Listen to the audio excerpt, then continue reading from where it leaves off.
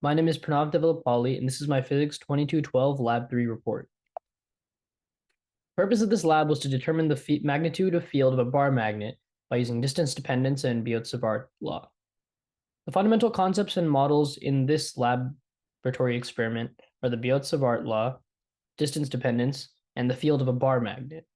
So this is the field of a bar magnet, and as you can see in the diagram shown on the slide, on the axis of the magnetic moment, the field goes from south to north, but then it does loop back around in both directions and come back into south.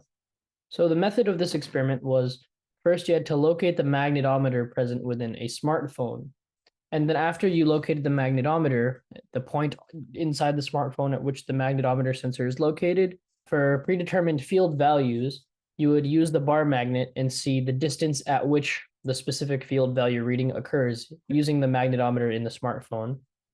And then this process would be repeated for different values for fields, as the distances would be recorded and analyzed later. And a quick summary of the results are that with a decrease in distance or moving the bar magnet closer, the field increased. And from afar, there was almost a net zero field in the x direction. So within the experiment, the system is the bar magnet itself, and the surroundings is everything else, including Earth, the magnetometer, and other external surrounding. Some assumptions and initial conditions that had to be made were that the phone is perfectly aligned with the axis, and that the phone is perfectly flat, and that there are no external fields affecting anything. This is the Excel spreadsheet in which the data was recorded and analyzed.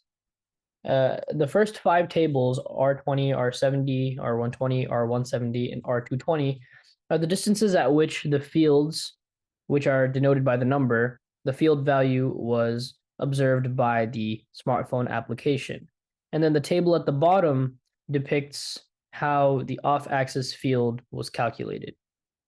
And here we have a graph that depicts lnr and lnbx.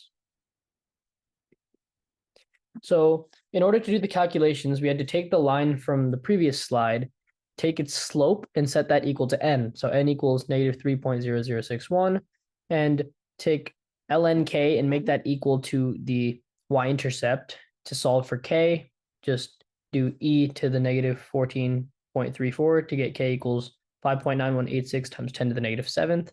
And then you utilized b bar equals k times r to the n to when set r equal to 1 in order to get the value of b bar. And then the value of b bar was set to be equal to the Biot-Savart law, after which you put everything in terms of mu to get that mu equals 2.959. So then this mu value was put into the GlowScript code on line 24, after which code was constructed to do the rest of the calculations for us.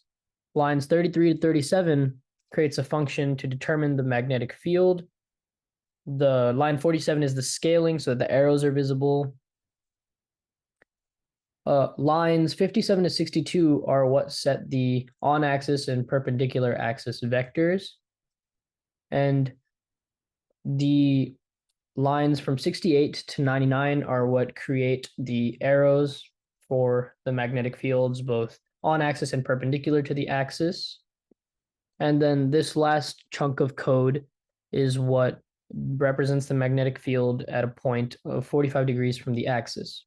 And as you can see on the right side of this slide, this was the simulation that was generated at a distance of 0.2. And that magenta arrow is the 45-degree arrow field, and the other field arrows are shown. And for comparison, the spreadsheet gave a value of 5.388 times 10 to the negative 5th, while the code gave a value of 1.635 times 10 to the negative 5th. And this is a percent error of 230%. Some sources of error could be that the phone was not perfectly aligned, or it may not have stayed aligned, something may have bumped it, and that external fields from other objects skewed the data, such as electronics and steel and iron objects. So now for the what if and why questions. For the first question, if the phone had not been accounted for Earth's magnetic field, it would be an additional source of error, which would alter the data in a way we wouldn't want it to, which could change the direction and magnitude of the calculated field, which would impact the accuracy of the observations. And if two identical magnets were stuck together end to end, the concept of superposition could be utilized to say that the magnitude of the field would double while it stays in the same direction. Thank you.